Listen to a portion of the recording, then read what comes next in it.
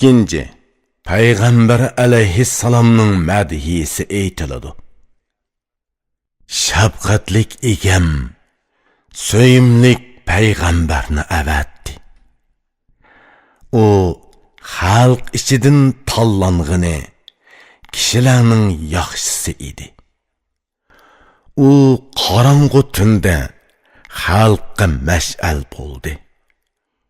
Yo'riqlik chechib seni yo'ritdi. U Xudodan sana da'vatchi edi. Shundan keyin ey qahramon, to'g'ri yo'lga kirding. U o'zini pido qildi. Tiliki ummatlari edi. Shunga ularga yo'l ko'rsatib berdi. Bilginki kunduzlari yemedi, kechalari yotmadi. Allohdan sana mag'firat tiledi, boshqani tilamadi. Kech kunduz mushaqqat chekib seni tiladi. Sen amdi uning yo'li bilan mang deganini qil. Uning barliq qayg'usi ummatlari uchun edi. Ularning rohati uchun azobdan qutuldirishni tilaydi.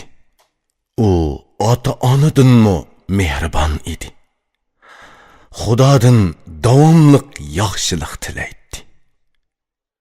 U Xudoning bandalariga qilgan rahmati edi.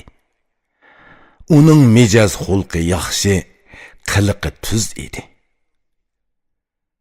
U kamtar, muloyim, yaxshi mijozlik, ayoliq, rahimdil, sehi, qo'li kang edi. Undaq kishi bo'z yer va ko'k osmon uchun aziz. Tangri uningga nihoyat zo'r qadr-qimmat berdi. U barliq yo'lboshchilarning kattasi edi. Hamma payg'ambarlarga oxirgi tamg'i bo'ldi.